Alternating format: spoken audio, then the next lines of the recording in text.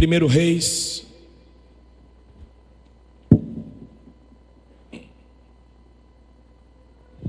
primeiro livro dos Reis, no capítulo 18. Eu orei bastante para estar aqui hoje, porque hoje à tarde eu estava numa gripe tão forte, a minha voz não recuperou ainda. Mas eu disse: vamos lá, Senhor, me ajuda. E eu creio que Ele vai me dar força para ir até o fim. E eu vou fazer de tudo para você entender, mesmo estando com a voz tão difícil. 1 Reis, capítulo 18, a partir do versículo 23. Vamos começar no 22. 1 Reis 18, 22. Quem achou, diga aleluia. Disse então Elias: eu sou o único que restou dos profetas do Senhor, mas Baal tem 450 profetas. Tragam 2 novilhos, escolham um, cortem-no em pedaços e ponham sobre a lenha, mas não acendam fogo. Eu prepararei o outro novilho e o colocarei sobre a lenha, e também não acenderei fogo nela. Então vocês invocarão o nome do seu Deus, e eu invocarei o nome do Senhor. O Deus que responder por meio do fogo, esse é Deus. Então todo o povo disse: o que você disse é bom. Elias disse aos profetas de Baal: escolham um dos novilhos e preparem no primeiro, visto que vocês são tantos. Clamem pelo nome do seu Deus, mas não acendam fogo. Então pegaram o novilho que lhes foi dado e prepararam, e clamaram pelo nome de Baal desde a manhã até o meio-dia. Ó Baal, responde-nos! Gritavam e dançavam em volta do altar que haviam feito, mas não houve nenhuma resposta, ninguém respondeu. Ao meio-dia, Elias começou a zombar deles. Gritem mais alto, dizia, já que há um Deus, quem sabe está meditando, ou ocupado, ou viajando. Talvez esteja dormindo e precise ser despertado. Então passaram a gritar ainda mais alto e a ferir-se com espadas e lanças, de acordo com o costume deles, até sangrarem. Passou o meio-dia e eles continuaram profetizando em transe até a hora do sacrifício da tarde. Mas não houve resposta alguma. Ninguém respondeu, ninguém deu atenção. Então Elias disse a todo o povo: chegai-vos a mim. O povo aproximou-se e Elias reparou o altar do Senhor, que estava em ruínas, que estava quebrado. Depois apanhou 12 pedras, diga 12 pedras. Depois apanhou 12 pedras, uma para cada tribo dos descendentes de Jacó, a quem a palavra do Senhor tinha sido dirigida, dizendo-lhe: seu nome será Israel. Com as pedras construiu um altar em honra ao nome do Senhor, e cavou ao redor do altar uma valeta, na qual poderiam ser semeadas 2 medidas de sementes. Depois arrumou a lenha, cortou o novilho em pedaços e o pôs sobre a lenha. Então lhes disse: encham de água 4 jarros, 4 jarras grandes, e derramem-na sobre o holocausto e sobre a lenha. Façam-no novamente, disse, e eles o fizeram de novo. Façam-no pela 3ª vez, ordenou, e eles o fizeram pela 3ª vez. A água escorria do altar, chegando a encher a valeta. A hora do sacrifício, o profeta Elias colocou-se à frente do altar e orou: ó Senhor Deus de Abraão, de Isaque e de Israel, que hoje fique conhecido que tu és Deus em Israel, e que sou teu servo, e que fiz todas estas coisas por ordem tua. Responde-me, ó Senhor, responde-me, para que este povo saiba que tu, ó Senhor, és Deus, e que fazes o coração deles voltar para ti. Então o fogo do Senhor caiu e queimou completamente o holocausto, a lenha, as pedras e o chão, e também secou totalmente a água da valeta. Quando o povo viu isto, todos caíram prostrados e gritaram: o Senhor é Deus, o Senhor é Deus. Então Elias ordenou-lhes: prendam os profetas de Baal, não deixe nenhum escapar. Eles os prenderam e Elias os fez descer ao riacho de Quizon, e ali os matou. E Elias disse a Acabe: vá comer e beber, Já ouço o barulho de uma chuva pesada, de uma chuva abundante. Diga, de uma chuva abundante. Então Acabe foi comer e beber, mas Elias subiu ao monte do Carmelo, dobrou-se até o chão e pôs o rosto entre os joelhos. Vá e olhe na direção do mar, disse ao seu servo, e ele foi e olhou. Não há nada lá, disse ele. 7 vezes Elias mandou, volte e vê. Na 7ª vez o servo disse, uma nuvem tão pequena quanto a mão de um homem está se levantando do mar. Elias então disse, vá dizer a Acabe, prepare o teu carro e desça, antes que a chuva o impeça. Enquanto isso, nuvens escuras apareceram no céu, começou a ventar e a chover forte, e Acabe partiu de carro para Jezreel. Olha aqui para mim. Esta noite, esse texto que é um dos textos mais pregados a respeito do profeta Elias, eu queria pensar com os irmãos, com aqueles que nos visitam. Sei que tem muita gente visitando a gente aqui hoje. Todos são bem-vindos. Mesmo você que está pela primeira vez ou que vem de uma outra igreja, eu queria que você ficasse muito à vontade. E eu queria que você tivesse uma convicção. Eu não tenho capacidade de falar para mais de 500 pessoas aqui esta noite e conseguir tocar o coração de cada um. Homem nenhum tem essa capacidade de pregar uma palavra e alcançar você na tua necessidade. Mas a Bíblia diz, o Senhor Deus diz, que esta palavra é mais do que simplesmente uma palavra. Existe um poder nessa palavra, irmãos. Essa palavra não é simplesmente uma filosofia. Não, eu não vou pregar simplesmente para você hoje o que eu acho, o que eu penso. O que nós acabamos de ler aqui é a palavra do Deus vivo de Israel. E esta palavra tem poder de encontrar você no momento que você vive. E enquanto eu prego essa palavra, cada um de vocês vai receber de forma particular e pessoal. Eu falo no natural, mas existe um Espírito Santo que faz o sobrenatural, e eu libero essa palavra hoje para fazer milagres aqui.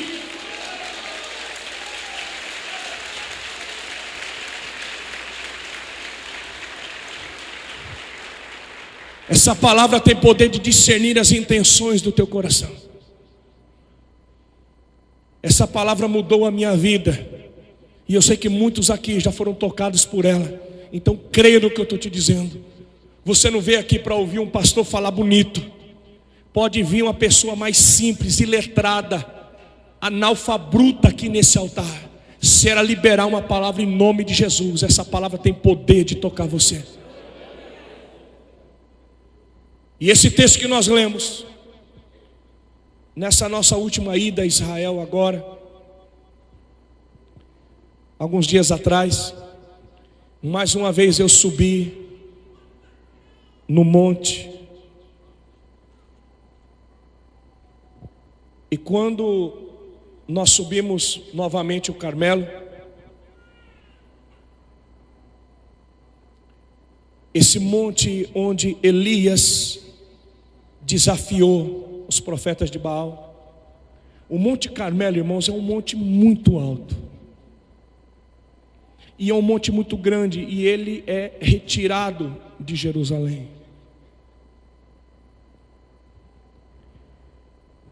Nós não conseguimos chegar no lugar onde nós queríamos, porque todo o exército de Israel estava acampado. Vocês sabem dos conflitos que têm acontecido no Oriente, e todo o exército estava se preparando, inclusive com mísseis, para rebater os foguetes e aquilo que a Palestina e tantos outros têm lançado.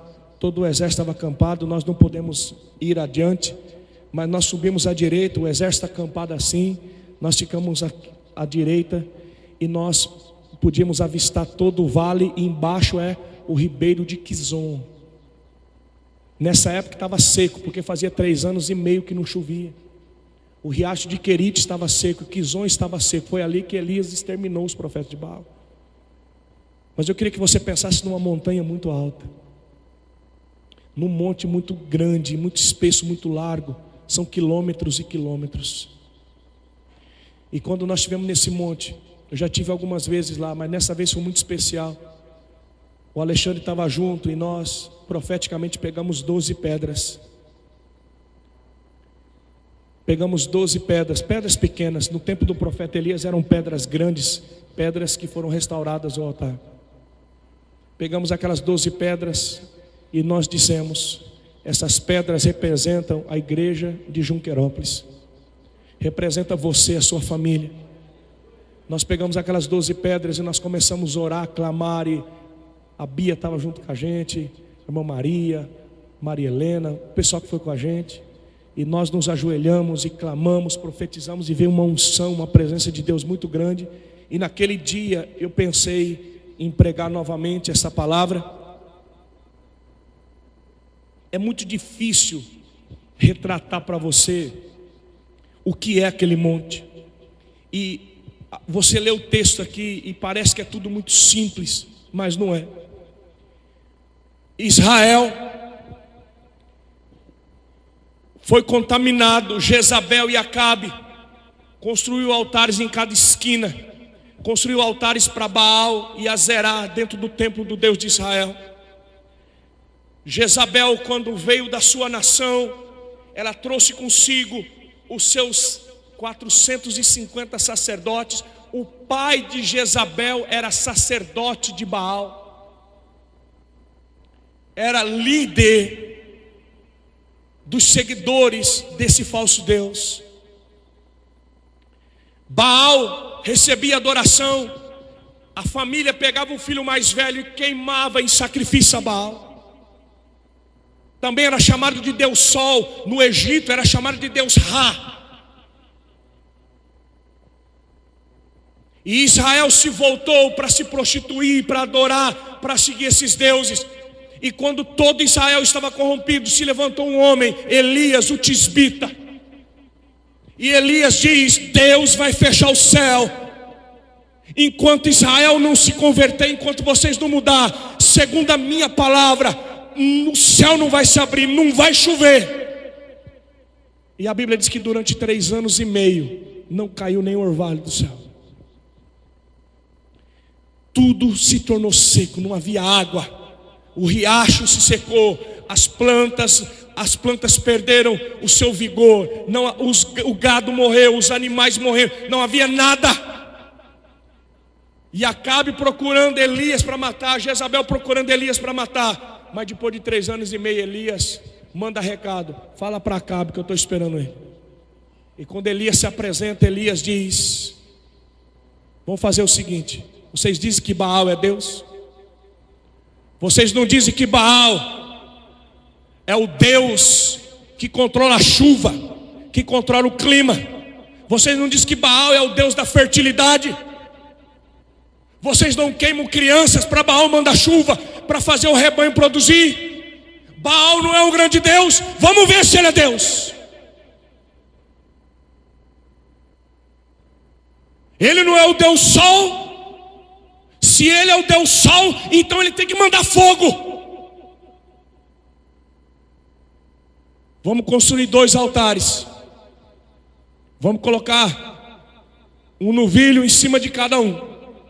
Vocês vão invocar o Baal, o Deus Sol, e eu vou invocar o Deus de Israel, o Deus que responder com fogo, o Deus que consumiu o holocausto. Esse é o verdadeiro Deus.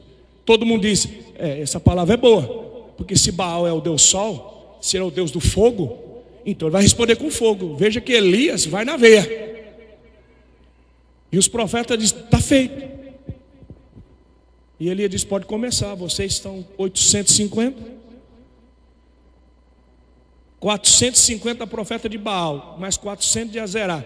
850 homens dançando, se cortando, derramando sangue, em transe, endemoniados em volta de um altar, pedindo: Baal, responde-nos, Baal, responde-nos. E quando chega meio-dia, nada. Elias diz: ele deve estar dormindo, esse Deus aí de vez em quando ele cansa. Não, às vezes Baal está meditando ou está viajando, clama mais alto, e os caras lá. Clama mais alto. Mas quando chega 3 horas da tarde, Elias diz: para a palhaçada. Para com essa palhaçada. E Elias olha para a nação de Israel e diz: chegai-vos a mim. E a Bíblia diz que Elias pega 12 pedras. Diga 12 pedras. Não foi 11, não foi 13, foi 12. Por quê, pastor Jetro? O texto diz que ele pegou uma para cada tribo de Israel. Porque o Israel de Deus não era constituída de uma tribo. O Israel era constituída de 12 tribos. Ele pega 12 pedras. Não fica pensando em pedra pequena. Pensa em pedra do tamanho dessa caixa. Pedras grandes. Ele pega 12 pedras. O altar estava quebrado, mas ele organiza, ele reconstrói. Por quê, pastor? Porque Deus não pode agir em altar quebrado. Deus não pode responder à oração de um altar que está despedaçado. Por que Elias pega 12 pedras?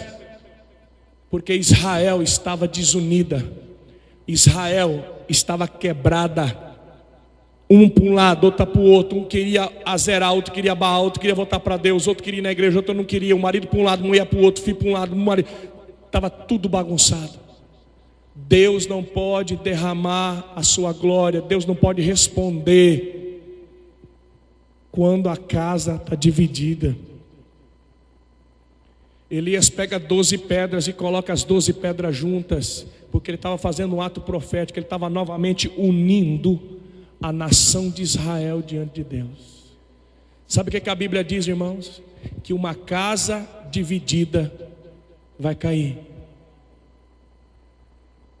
A Bíblia diz: ó quão bom, e Salmo 133, ó quão bom e quão suave que os irmãos vivam em união. É como o orvalho que desce sobre o irmão, é como o óleo que desce sobre a cabeça dos sacerdotes, escorre pela barba, desce pela veste. A Bíblia diz: é ali que Deus manifesta a bênção. Onde Deus manifesta a bênção, onde tem unidade.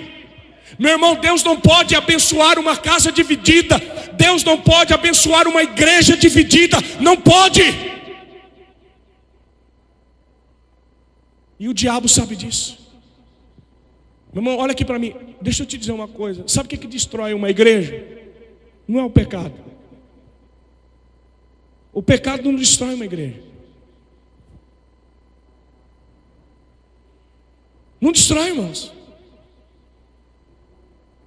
Escândalo não destrói a igreja. Não destrói. Eu sei o que eu estou dizendo. Você pode ver quantos escândalos que tem. Escândalo e mais escândalo, problema e mais problema, pecado e mais pecado. Enquanto a igreja estiver aqui na terra, tem problema. O que destrói uma igreja, pastor? Divisão. É quando a Miriam puxa para cá e a Isabel puxa para lá. É quando o Alexandre vai para lá e eu venho para cá. O diabo sabe que a palavra de Deus diz que quando a casa se divide, a Bíblia diz: como é que vai andar dois juntos se não tiver de acordo? A Bíblia diz: se na terra vocês concordarem a respeito de alguma coisa, a Bíblia diz: Deus vai fazer. O que atrai a glória de Deus? É a unidade. O diabo sabe disso. Então como é que o diabo paralisa uma igreja? Meu irmão, às vezes tem igreja que você vê, faz 20, 30, 40 anos, não cresce, ninguém se converte. Mas aí você vê, é uma brigaiada desgraçada. Um quer uma coisa, outro quer outro. Eu não gosto disso, eu não gosto daquilo, eu não concordo com isso, eu não concordo com aquilo. Você pode até não concordar, meu irmão, mas a gente decidiu amar, tá junto. Tem coisa que eu não concordo, tem coisa que eu não aceito, mas eu amo, eu estou nesse projeto, eu estou junto. E quando eu decido andar junto, a glória de Deus vem.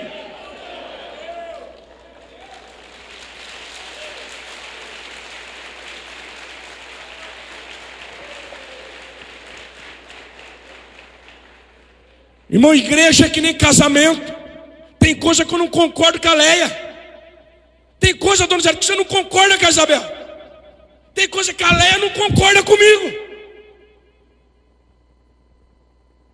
E não adianta falar que na tua casa é diferente, que não é. O teu filho, muitas vezes, ele diz: pai, eu acho que não é assim.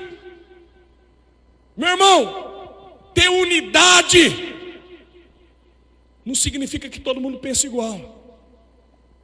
É possível ter unidade na diversidade. Eu digo: Leia, eu não penso assim, eu não entendo assim, mas eu estou do teu lado. O nosso projeto é o mesmo, e nós vamos junto nisso. Eu estou com você até o fim, porque Deus me colocou para estar do teu lado e você do meu lado. Tem coisa que ela não concorda, mas ela diz: eu estou com você, eu não vou te deixar. Meu irmão, ninguém aqui é inocente. Eu sei que tem um monte de gente que discorda de mim num monte de coisa, eu sei, eu não sou bobo. E ninguém aqui é obrigado a concordar com tudo. Ninguém consegue. Eu olho para o Alexandre, tem coisa que eu digo: rapaz, esse menino é tão novo, tem coisa. Mas eu digo: filho, eu estou com você, meu filho. Eu estou do teu lado. Nós vamos vencer junto. E é isso que eu quero que você entenda. Elias olha para Israel e diz: as 12 tribos têm que estar junto, porque quando a gente está junto, a glória de Deus vem.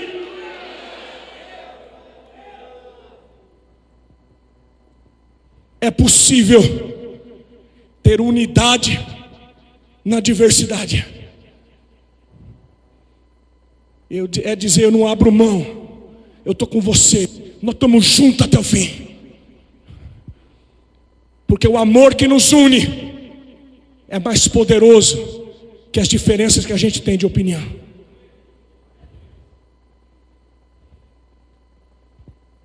Mas o diabo sabe disso, irmãos. Quantas famílias têm amargado a derrota? Quantos casamentos têm amargado o fracasso? Porque o marido e a mulher já não andam mais juntos.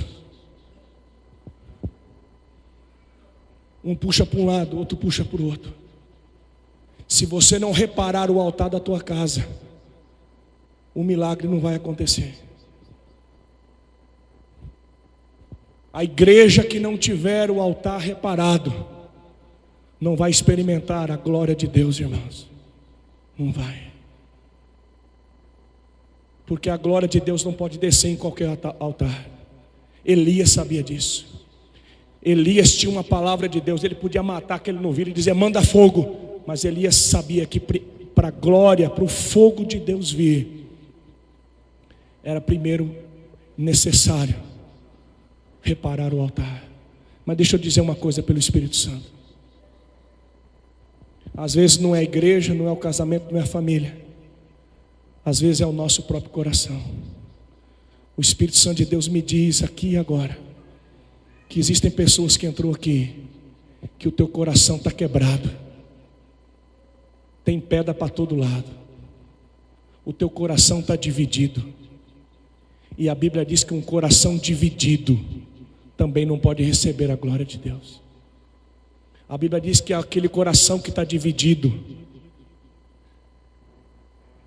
é como as ondas do mar que oscilam, vai para um lado e vai para o outro. Se você entrou aqui esta noite, minha filha, se você entrou aqui esta noite, meu filho, e o teu coração está dividido, está quebrado, esta noite Deus te trouxe aqui porque você tem que juntar essas pedras. Você tem que juntar isso e dizer: Pai, eu quero que o meu coração seja um altar pronto para receber o teu poder, a tua resposta. Deus tem poder de restaurar o teu coração esta noite, minha filha. Toma essa decisão. Agora, o que é interessante aqui? Elias repara o altar, pega a lenha, mata o novilho, coloca em cima. E a Bíblia diz que ele cava uma valeta em volta do altar. Meu irmão, você não tem noção do que é cavar naquele lugar. Pensa num lugar que é pedra atrás de pedra. É pedra, irmãos. Mas eu não sei como é que Elias faz aquilo, mas deu muito trabalho. Mas ele cavou uma valeta ao redor daquele altar, que podia ser semeado 2 medidas de semente. Era uma valeta considerável. E Elias faz uma doidura. Elias diz assim: traz água. Traz 2 jarras. 2 jarras grandes de água.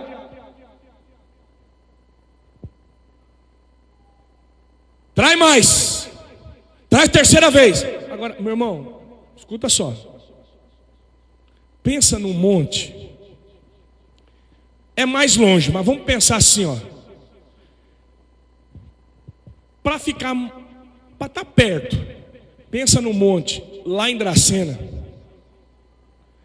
E algum contato mais perto seria aqui em Irapuru. No mínimo aí, meu irmão, 20 quilômetros. Com certeza mais do que isso. Mas vamos pensar, 20 quilômetros para descer do monte, para ir atrás de alguma coisa. Agora veja bem, faz 3 anos e meio que não chove. Água vale mais que ouro.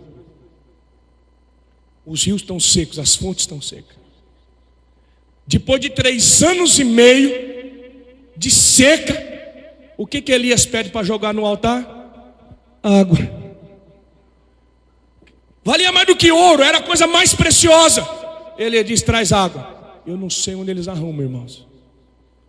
Traz 2 jarras cheias. O que você vai fazer com essa água? Não interessa, traz a água. Você imagina aquele povo, meu irmão, que comprava um copo d'água, peso de ouro. Elias pega aquela jarra e sai jogando em cima do novilho. Joga água, começa a correr. Traz mais 2. Mas gente, já foi difícil achar 2. Traz mais 2. Não sei quanto tempo passa, mas traz mais 2. E ele jorra. Traz mais 2. E a Bíblia diz que a água enche. Meu irmão, você imagina uma terra seca. A Bíblia diz que encheu a valeta d'água. Sem dúvida nenhuma, aproximadamente 100 litros de água. É muita água. Por que Elias pediu água? Eu fiquei matutando isso. Sabe o que Deus me disse? Que o verdadeiro altar, irmãos, que a verdadeira oferta é quando é algo que custa, que é sacrifício. Aquele novilho não era oferta para Deus, porque um novilho não era difícil, mesmo que tivesse magro, não era difícil. O que era difícil ofertar para Deus? O que não tinha? A água. Guarde bem o que eu vou te dizer. Muitas vezes nós queremos construir um altar para Deus e ofertar para Deus algo que não nos custe. E a verdadeira oferta para Deus é algo que custa para nós. Deus não está interessado no que te sobra. Deus não está interessado naquilo que todo mundo tem. Deus quer aquilo que tem muito valor para você. E eu não estou falando de dinheiro aqui não, irmãos. Eu estou falando algo que tem muito mais valor do que dinheiro. Elias não pediu ouro e prata para jogar naquele altar. Elias pediu o que era mais precioso para aquele povo. Elias diz: nós vamos ofertar água para Deus. Não é isso que vocês querem? É isso que vocês vão ofertar. A Bíblia diz que um dia Ana chegou diante de Deus. Ela queria ter um filho. E o dia que Ana se prostrou diante de Deus e disse: Deus, se o Senhor me der um filho, hoje eu te entrego esse filho. O meu sonho eu entrego no teu altar. Se o Senhor me der um filho, eu vou trazer de volta. Eu tô abrindo mão do meu sonho. Eu vou te dar o meu filho. Eu quero um filho, mas eu quero também entregar ao Senhor. E eu estou entregando o meu sonho. Eu estou entregando o meu filho no teu altar. E a Bíblia diz que Deus, quando Deus olhou para o coração de Ana e ela entregou o que ela mais queria, Deus deu Samuel. E ela entregou Samuel para Deus. A Bíblia diz que um dia Deus disse para Abraão. Abraão era rico. Ele podia ofertar bois, novilhos, ovelhas. Mas Deus disse: Abraão, eu quero que você mais ama. Abraão, eu quero teu filho, eu quero que você me dê Isaque, eu quero que você me dê o teu único filho.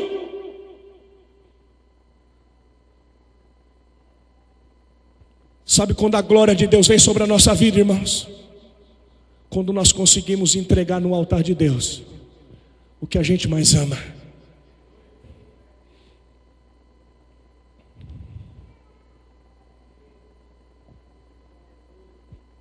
Se Deus pedir para você o que você mais ama, você entrega para Ele? Sabe por quê? Porque quando eu não consigo entregar para Deus, é porque aquilo é maior do que Deus. Eu vou repetir o que eu estou dizendo. Quando eu não consigo entregar uma coisa para Deus, é porque aquilo é maior do que Deus. Abraão entregou Isaque para Deus, porque Abraão amava mais a Deus do que o seu filho Isaque.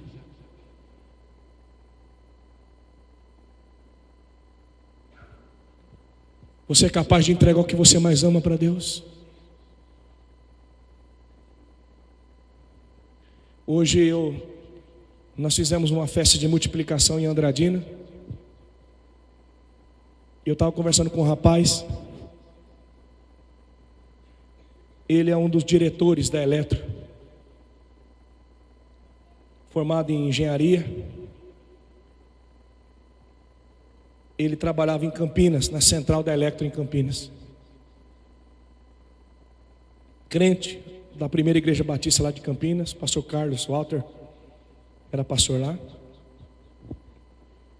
Ele, jovem, mais novo que eu, um filhinho pequeno. Esse filho ele não tinha ainda. E ele disse: eu me formei, eu entrei na empresa, e Deus me abençoou, me promoveu, e eu cheguei na posição mais alta que alguém poderia chegar. Eu me tornei um diretor. E ele disse: um dia Deus me disse: eu quero que você entregue tudo, que você abra mão de tudo, porque eu tenho um projeto na sua vida. Ele não tinha um filho ainda. 5 anos lutando para ter um filho, e eles não tinham filhos. E ele disse naquele dia: pastor, eu chorei muito, mas eu entreguei o meu sonho, a minha posição, o meu trabalho, e me surgiu uma proposta para trabalhar em Ilha Solteira, para ganhar menos da metade do que eu ganhava, numa cidade pequena, sem projeção. Ele disse: eu estava em Campinas, eu estava no top. E Deus me disse: larga tudo aqui, eu tenho um projeto para você lá. Meu irmão, olha aqui para mim. Você já imaginou um cara ganhando 30 e tantos mil reais por mês? Abrir mão de um salário desse para ganhar 10, 7, 8, numa cidade pequena. Você abriria a mão disso? Você entregaria o que você mais ama? Ele disse: eu fui, pastor. Deus me deu um filho. Ele disse: eu comecei a liderar uma célula. Eu comecei a ter tempo para servir a Deus e para pregar a palavra de Deus. Ele disse: em Campinas eu não tinha tempo nem de olhar para minha esposa. Hoje eu posso liderar uma célula, hoje eu posso pregar a palavra, hoje eu posso servir a Deus, hoje eu tenho tempo para orar. Ele disse: hoje eu ganho 1/3 do que eu ganhava, mas hoje eu tenho mais do que eu tinha lá, porque o pouco com Deus é muito, mas o muito sem Deus não é nada. Ele disse: vale a pena entregar no altar de Deus. Escuta o que eu estou te dizendo. Quando você entrega no altar de Deus o que você mais ama, quando você entrega no altar de Deus aquilo que tem mais valor, você vai experimentar uma glória que você nunca experimentou.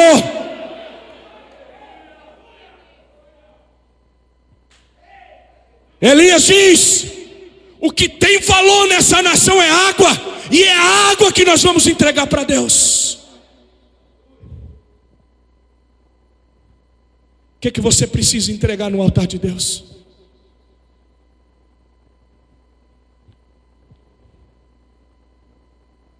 O que você precisa entregar? O que você não entrega em sacrifício é porque você ama mais do que você ama a Deus. Você só não abre mão daquilo que domina você. Vamos avançar. Versículo 36 diz, vamos terminar. A hora do sacrifício.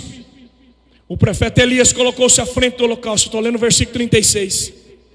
1 Reis 18, 36. A hora do sacrifício. O profeta Elias colocou-se à frente do altar e orou: ó Senhor Deus de Abraão, de Isaque e de Israel, que hoje fique conhecido que tu és Deus em Israel, e que eu sou teu servo, e que fiz todas essas coisas por tua ordem.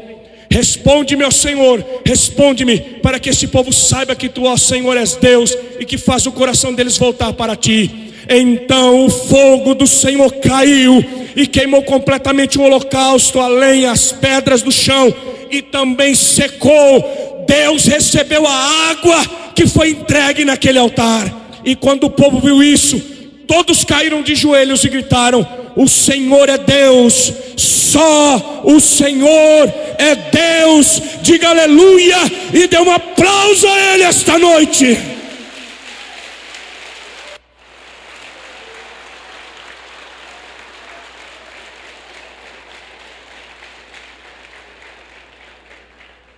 Eu vou terminar dizendo o seguinte para você. Quando acontece isso, os profetas de Baal e de Azerá são mortos, lá no ribeiro de Quizon que estava seco. E Elias diz assim: Acabe, vai comer, vai beber, porque eu já estou ouvindo o barulho de uma abundante chuva. Está vindo um temporal aí, Acabe. E Acabe vai comer, beber. E Elias sobe o monte. Meu irmão, você subir aquele monte de ônibus dá trabalho. Você imagina o cara subir a pé. Para não demorar nada, né, Priscila? Pelo menos umas 3 horas de pernada para subir aquele monte. Elias sobe o monte.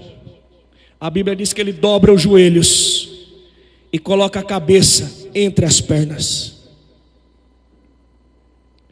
E ele começa a orar. E ele diz assim para o servo dele: vá para a banda do mar e dá uma olhada, vê se tem alguma nuvem, porque as nuvens sobem do mar. Aí você olha assim e diz assim: ele vai lá na esquina e vai dar uma olhadinha, porque ele está no monte, então ele vai dar uma olhada para a banda do mar para ver se está subindo alguma nuvem. Meu irmão, esse moço de Elias, para não andar nada, tinha que andar em torno de 1 e 2 horas de caminhada para ir e voltar. Porque da onde Elias estava, ele não conseguia ver a banda do mar. Eu tive lá, meu irmão, eu sei o que eu estou falando para você. Agora você imagina o camarada, meu irmão, o cara sai correndo 1 hora, pedra, vai, quando ele chega, ele consegue ver o mar, não tem nada. Mais 1 hora, que sol escaldante. Meu senhor, não tem nuvem nenhuma. Volta 7 vezes. Olha lá, que esse cara está de brincadeira comigo. Eu vou ficar lá, quando der certo eu ligo no celular, né? Mas não tinha celular. Não dava para gritar. Tem 2 coisas que eu quero ver com você aqui. Primeiro,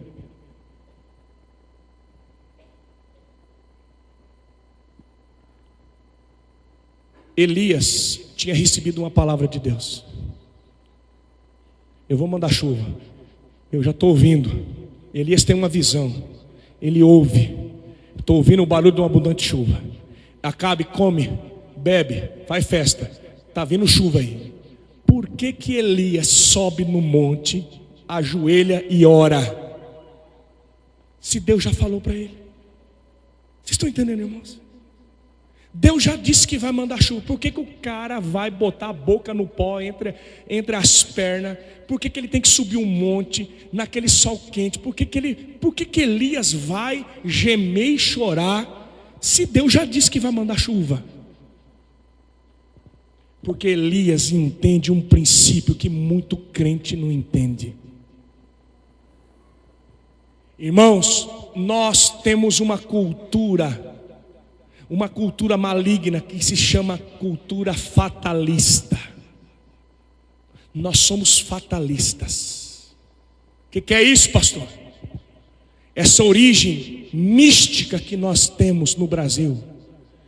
Meu irmão, eu vejo muito crente fazendo declarações fatalistas. Como assim? Não, já está tudo escrito, pastor. Parece até ter espírito dizendo: já está escrito nas estrelas. Nosso amor já estava escrito nas estrelas. Eu vejo crente falando isso, irmãos. Olha, aconteceu um acidente. Não, isso aí já estava escrito, isso aí tinha que acontecer. O cara não trocou o pneu do carro, o pneu está careca e está escrito: vai furar.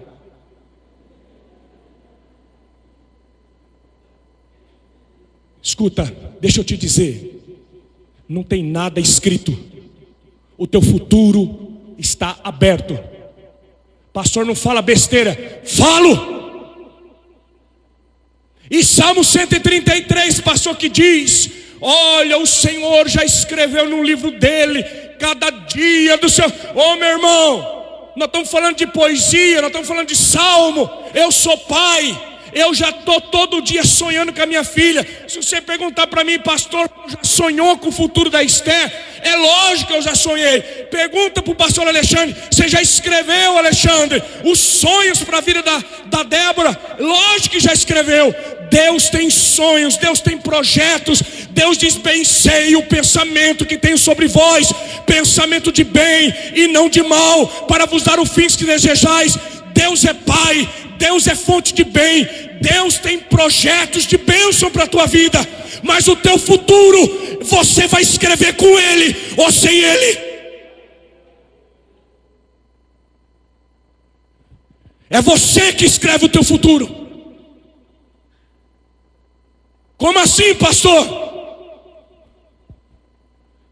Deus, eu preguei domingo passado aqui. Deus manda o profeta Elias: Ezequias, você vai morrer, Ezequias. Dessa cama que você está, você não vai levantar, Ezequias. Põe a tua casa em ordem, você vai morrer. Foi ou não foi? Deus não avisou? Avisou. Está escrito? Está escrito ou não está? O que Ezequias fez?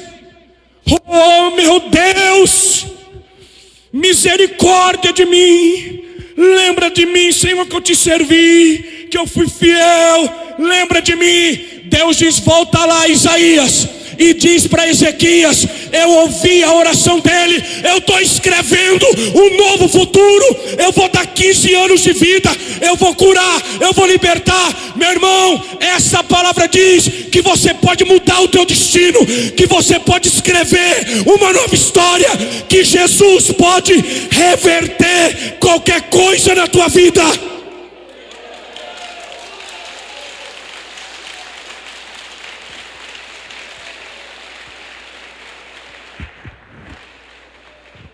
Não está tudo escrito, não. É você que vai escrever.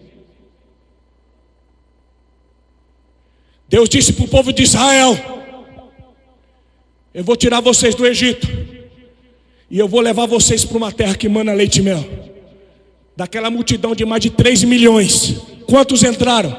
2. Deus não falou? Falou. Mas aquele povo virou as costas para Deus.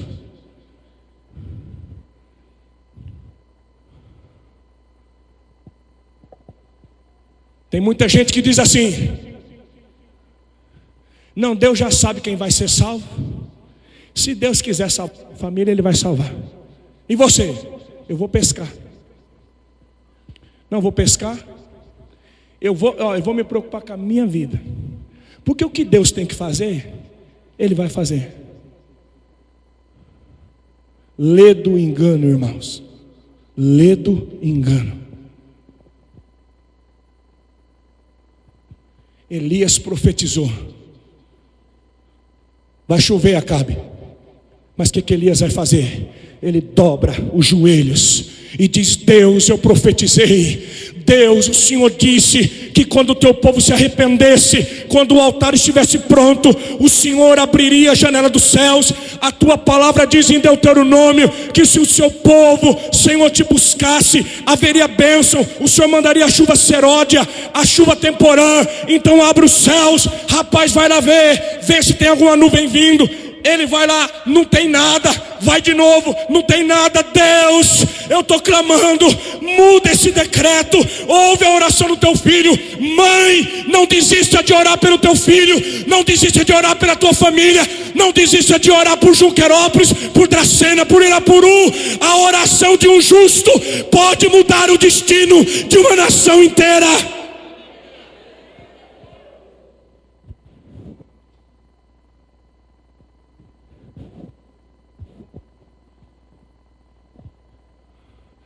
Nós temos que amadurecer, irmãos.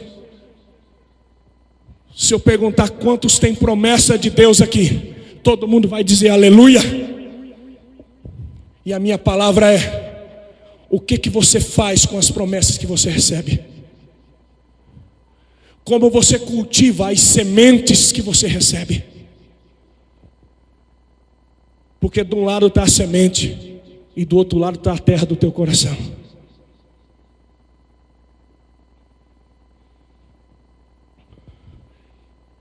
Deus fez promessas na minha vida que ainda não se cumpriram.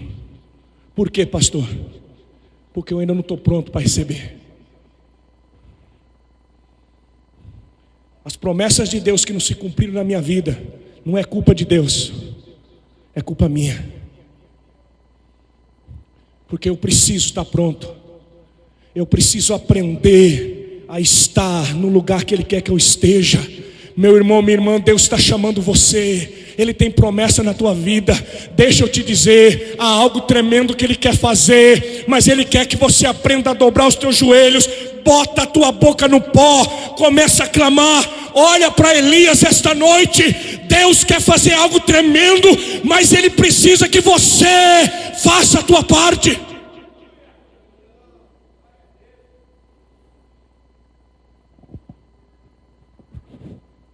Segunda coisa,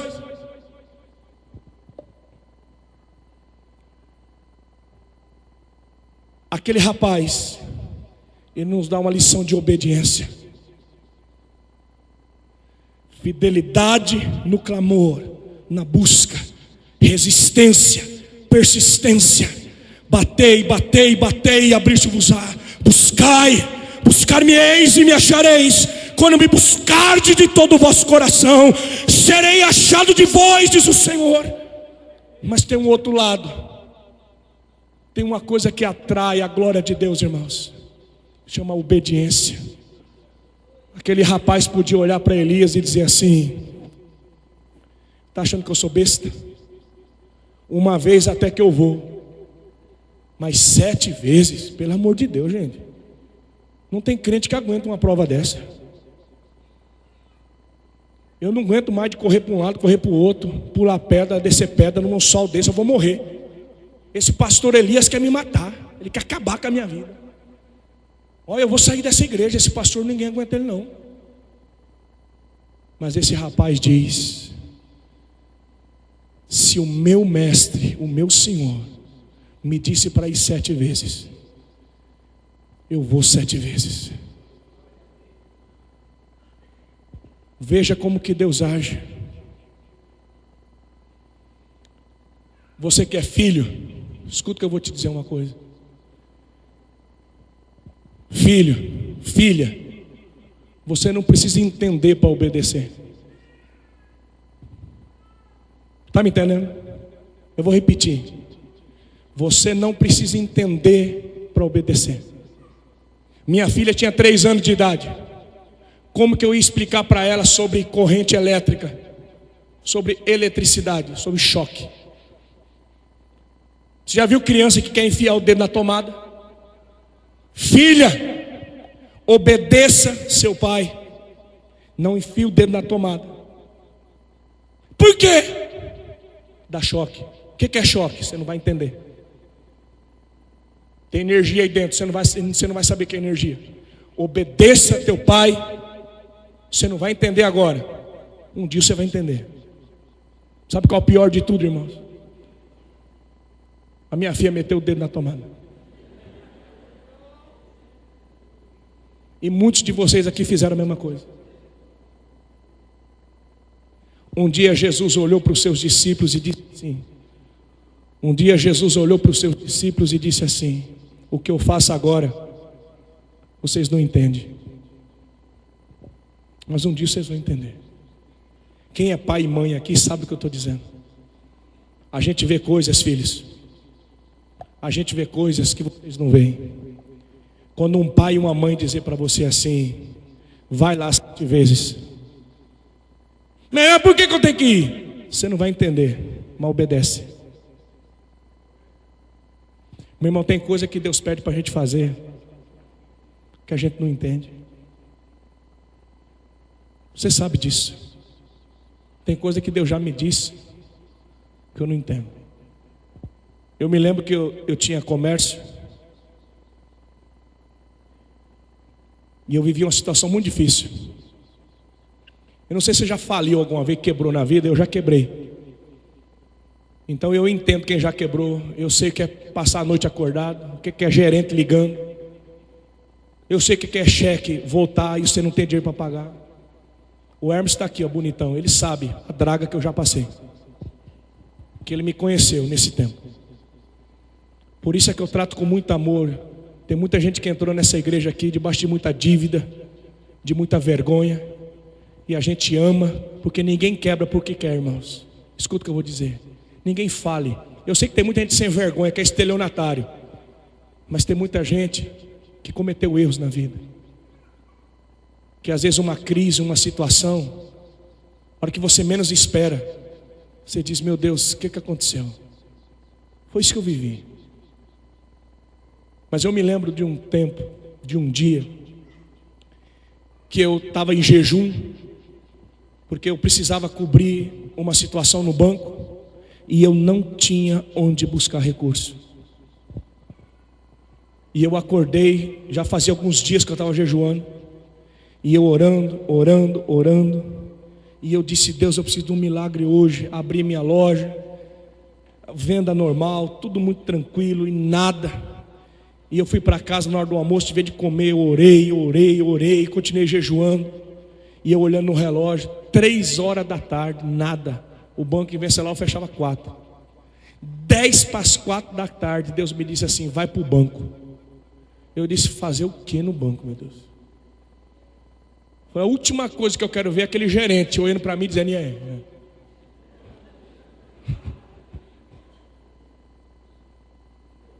Deus me disse: vai para o banco. E lá vou eu para o banco. Fazer o quê? Deus não me disse nada, Deus só disse: vai para o banco. Por isso que eu estou dizendo para você, a Bíblia diz que é melhor obedecer do que sacrificar. Tem coisa que Deus manda a gente fazer, irmãos, que a gente não entende. Tem coisa que o teu pai, que o teu líder, que o teu pastor, que o teu líder de célula, que o teu discipulador vai mandar você fazer, que você não entende. Por isso que a obediência é uma coisa do fundo do coração. A obediência traz bênção por causa disso. E vai eu para o banco. Quando eu estou chegando no banco, era quase 4 horas da tarde. Quando eu cheguei na porta do banco, um amigo meu está saindo.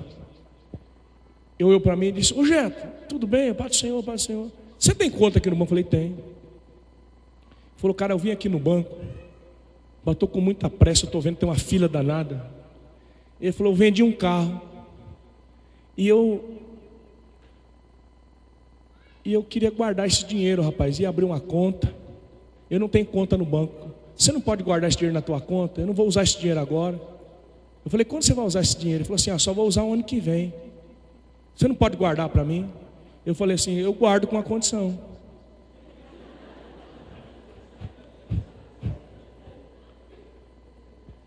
Ele falou, qual? Ele falou, eu guardo se eu puder usar. Aí o ano que vem que você precisar, eu devolvo.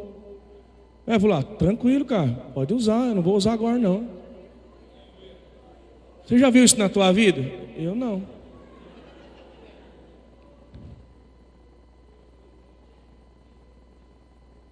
Eu já vivi isso, irmãos. Sabe por quê? Porque a obediência traz a glória de Deus. Quando você decide obedecer, talvez você não vai entender. Vai 7 vezes. E ele foi. Na 7ª vez eu vejo uma nuvenzinha. Ô Elias, vou te falar a verdade. Eu não vou mentir não, Elias. É uma nuvenzinha desse tamanhozinho, é do tamanho da mão do homem. Elias disse, cara, corre, avisa para Acabe, tá chegando, se ele não correr, a chuva vai pegar ele. Era o tamanho da mão do homem, não precisa ser grande. Na mão de Deus, uma pequena nuvem é uma tempestade, uma queixada de jumento mata 1000, um pouquinho de azeite alimenta a viúva, o profeta paga a conta. Deus não precisa de muito, Deus só precisa de obediência.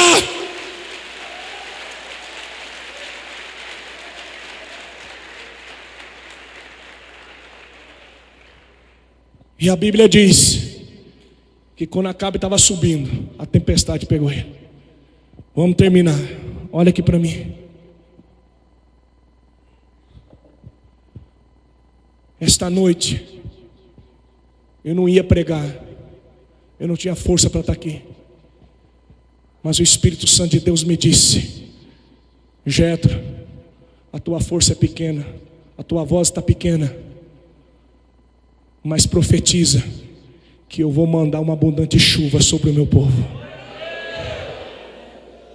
Você pode entrar aqui, você pode ter entrado aqui dizendo, pastor Jetro, eu não estou conseguindo ver nada, eu não vejo nada no meu casamento, pastor, eu não estou conseguindo ver nada lá no meu comércio, pastor, o céu está fechado, não tem nem uma nuvenzinha, não estou vendo nada.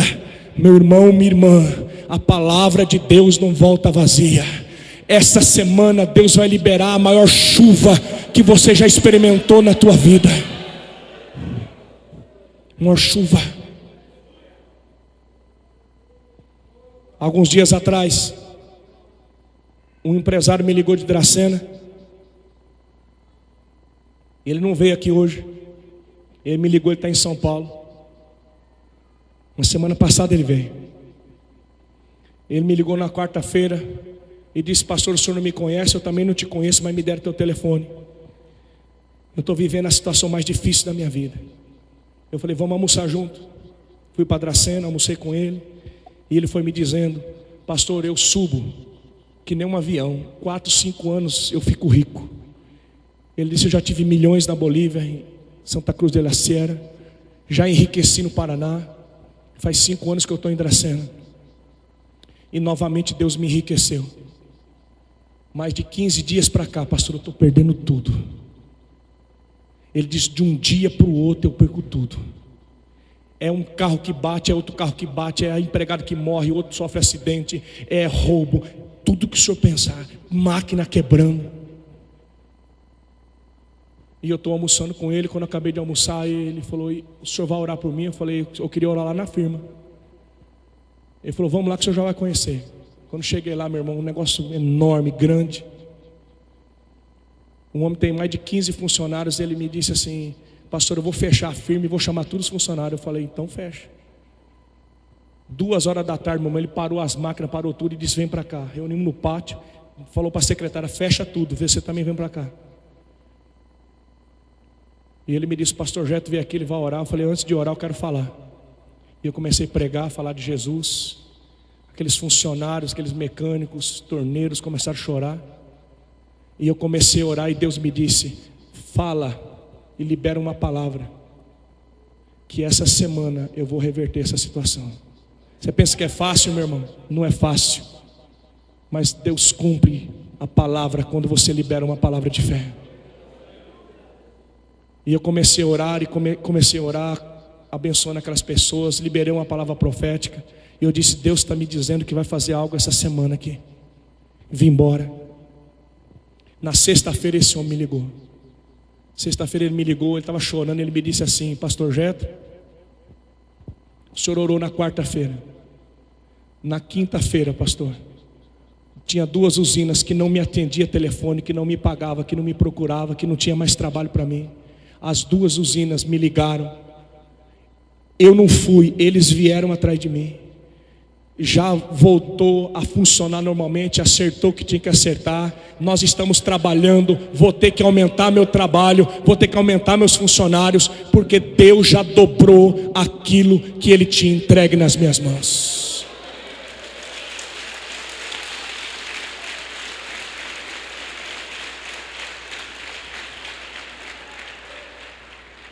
Sabe por que eu estou contando isso? Não é para você olhar para mim e dizer: Pastor Jetro é o cara. Eu não sou.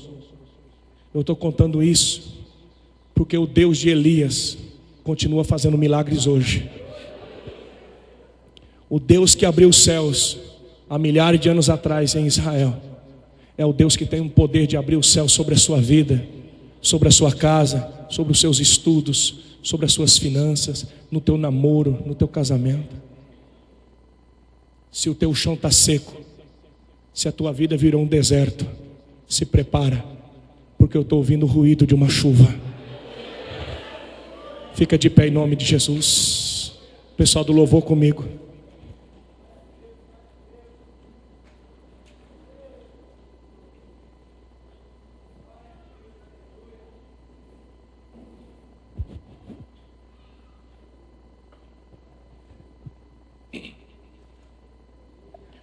Feche os seus olhos, comece a orar agora. O primeiro passo esta noite é consertar o altar. O que está quebrado na tua vida? Deus não pode derramar a glória dele sobre um altar que está quebrado. O altar do teu casamento está quebrado. Você precisa consertar isso. O altar da tua família está quebrado. Como é que está o teu relacionamento com os teus filhos, com os teus pais, com os teus irmãos? Como é que você pode prosperar, minha filha? Como é que Deus pode responder você se o teu altar está quebrado? Pastor, como é que eu conserto o meu altar? Começa a se humilhar. Se humilha. Diga: Deus, me perdoa. Começa a juntar pedras esta noite. Começa a juntar pedras esta noite. Começa a profetizar a unidade na tua família. Decida: eu não vou ficar longe. Decida: eu quero me unir com a minha família. Eu quero me unir com o meu pastor. Eu quero me unir com os meus irmãos. Eu não quero ficar fora desse projeto. Eu não quero ficar longe da minha igreja. Eu não quero ficar longe dos meus irmãos. Deus te trouxe aqui esta noite porque você tem que aprender que sem unidade, sem união, não há fogo.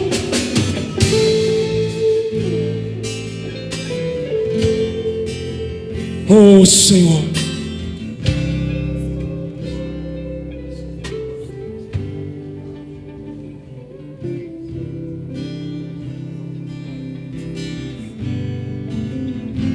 Pai, ministra-nos esta noite. Pai, eu não tenho poder de mudar vidas nem destinos aqui, mas como Elias clamou e profetizou, o Senhor me levantou esta noite para liberar uma palavra profética.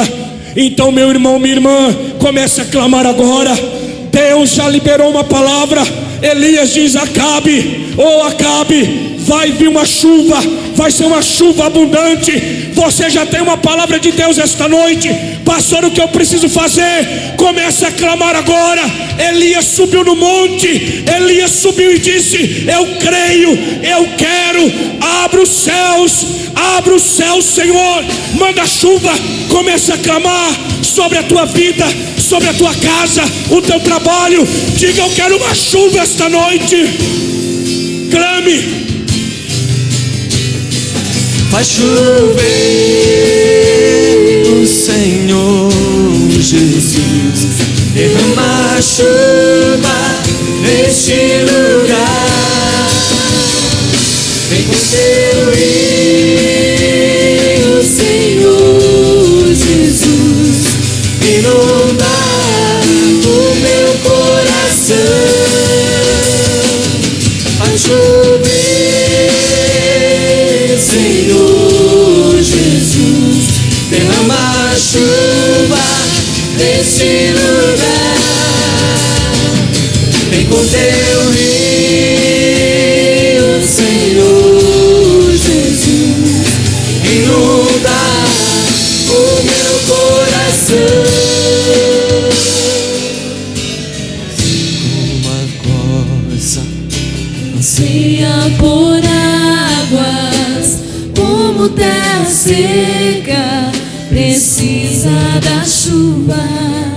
Meu coração tem sede de ti, Rei meu e Deus meu. Assim como a costa anseia por águas, como terra seca precisa da chuva. Meu coração tem sede de ti, Rei meu. Levante a sua voz. E Deus meu, faz chover, Senhor Jesus, derrama a chuva neste lugar. Vem com teu rio, Senhor Jesus, inunda o meu coração. Faz chover, Senhor Jesus, derrama a chuva neste lugar. Vem com teu rio, Senhor Jesus, inunda o meu coração. Aleluia. Meu irmão, minha irmã, eu sei que nós estamos cheios aqui esta noite, mas existem algumas coisas que abram o céu sobre nós. É quando nós nos humilhamos. Deus trouxe pessoas de longe aqui nesse lugar esta noite. Deus trouxe você de longe. Você não pode mais continuar nessa seca, nesse deserto. Esse altar não pode continuar do jeito que está. Você que diz, pastor, é verdade, mas esta noite eu quero uma mudança. Esta noite eu quero reconstruir, eu quero restaurar. Eu tomo a decisão de me unir com a minha família, com o meu irmão. Eu quero me unir com a minha igreja. Aconteça o que acontecer, eu não quero mais ficar longe. Se você veio aqui esta noite e diz, eu preciso de um milagre, eu preciso dessa chuva, eu decido, eu quero obedecer essa palavra, eu quero me unir, eu quero restaurar, eu decido, eu quero escrever um novo futuro. Você que talvez tenha se conformado, talvez você tenha dito assim, eu não estou mais nem aí, o que tiver que acontecer vai acontecer, eu não estou nem aí mais, eu não me preocupo mais. Deixa eu te dizer, você precisa se despertar, você precisa aprender a se dobrar. Você vai escrever o teu futuro de mãos dadas com Deus. O que é para você fazer, Deus não vai fazer. Existe uma parte que é tua, existe uma iniciativa que é tua, e o primeiro passo é você aprender a gemer, a chorar, a clamar, a se prostrar. Se você precisa dessa chuva esta noite, se você crê nessa palavra e diz, Eu creio que essa chuva vem sobre a minha vida hoje. Sai do seu lugar, eu quero orar por você. Sai do seu lugar rapidamente. Se você diz é comigo, esse altar é meu, eu quero restaurar hoje. Eu quero restaurar a minha vida, o altar do meu casamento, da minha família. Eu quero restaurar o altar da minha comunhão. Oh minha filha, Ele está te esperando. Aleluia. Vai chover, Senhor Jesus, derrama a chuva neste lugar.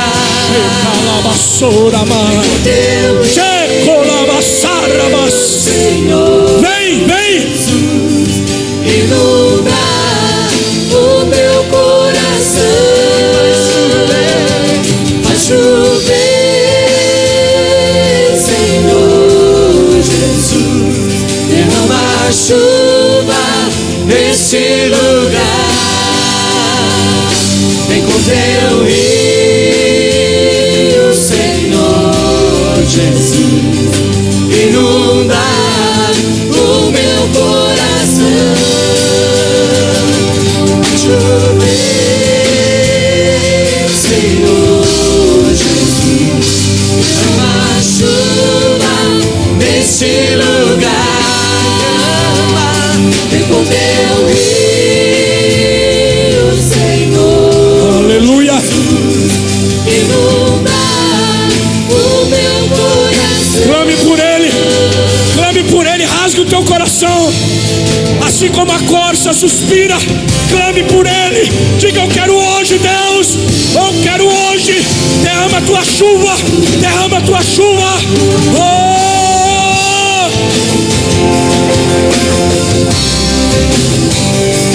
Inunda o meu coração. Vai chover,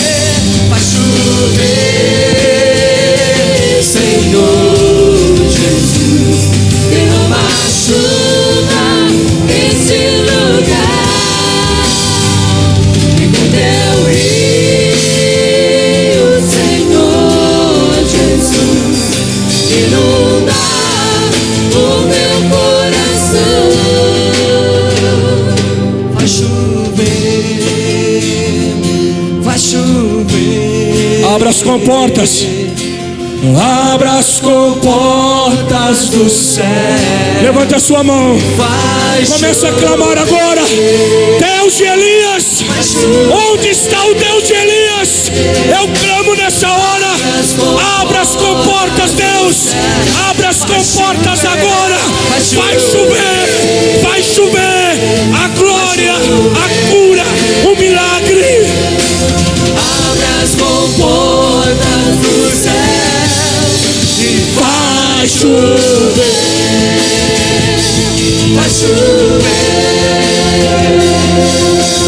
Abra as comportas do céu e vai chover. Pai, nós sentimos a tua glória esta noite. Oh Senhor, sabemos que o Senhor está aqui. Um dia Israel declarou: só o Senhor é Deus, só o Senhor é Deus. E hoje nós declaramos: só o Senhor é Deus em Junquerópolis, só o Senhor é Deus nessa igreja, não existe outro além de Ti. Nós construímos um altar e nós te pedimos: responde-nos esta noite, Deus de Abraão, de Isaque e de Israel. Responde o clamor desta mãe, responde o clamor desse pai, responde o clamor desses filhos, responde o clamor, Senhor, responda o clamor desse marido, dessa esposa. Oh meu Pai, quantos casamentos, quantos lares, quantas vidas viraram um deserto. Faz ano que não chove, mas esta noite o Senhor me deu autoridade para profetizar que haveria uma chuva.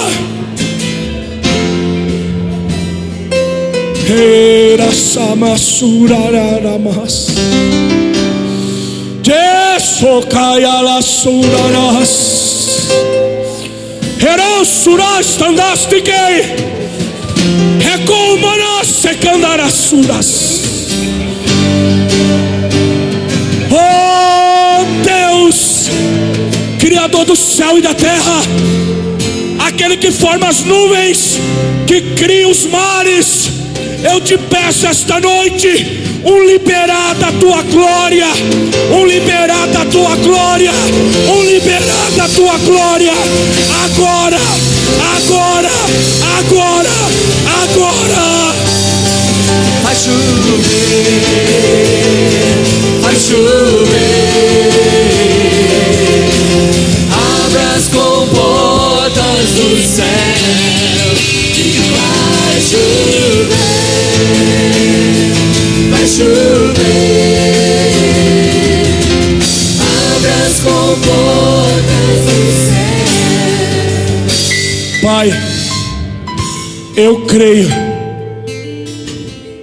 que nunca mais as nossas vidas serão as mesmas. Nos próximos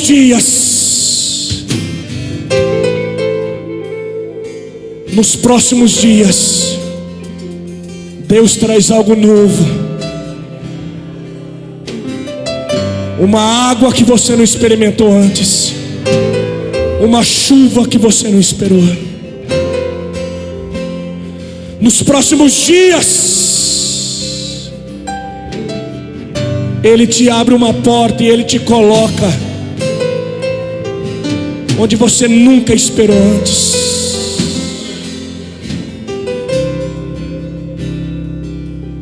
E não é a capacidade humana, mas é a promessa de Deus na tua vida. Eu libero uma sabedoria e um romper de águas tão grande. Eu ouço o ruído de algo grande vindo. Deus faz algo novo esta noite. Deus faz algo novo esta noite. Se prepare, igreja. Ele faz algo novo na tua vida. Pai, nós queremos ouvir os testemunhos, Senhor, porque o Senhor está mudando destinos aqui. Quando você se dobra, Ele te levanta para escrever. Hoje Ele está mudando decretos na tua vida. Oh, Santo de Israel,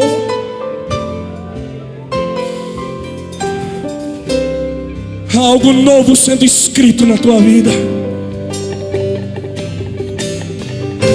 Oh Deus, confirma isso com sinais e prodígios, Pai, em nome de Jesus. Em nome de Jesus. Diga: eu recebo tudo que Deus tem para mim, e eu creio que a chuva já está chegando, já está chegando, e ela vai inundar a minha vida, a minha casa, o meu trabalho, os meus estudos. Diga: eu recebo a chuva de Deus, a chuva de Deus. Dê um aplauso a Ele essa hora. Portas do céu e vai chover, vai chover, abra as comportas do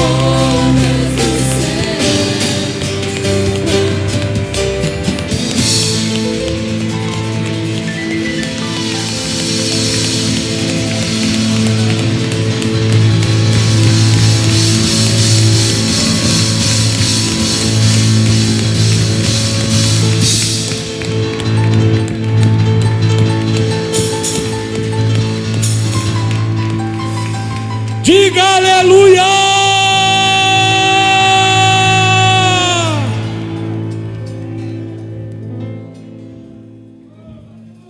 Diga para umas 3 pessoas aí: você vai se molhar, meu irmão. Liga essa chuva, você vai se molhar. Pode crer, essa chuva vai pegar você. Você vai se molhar em nome de Jesus.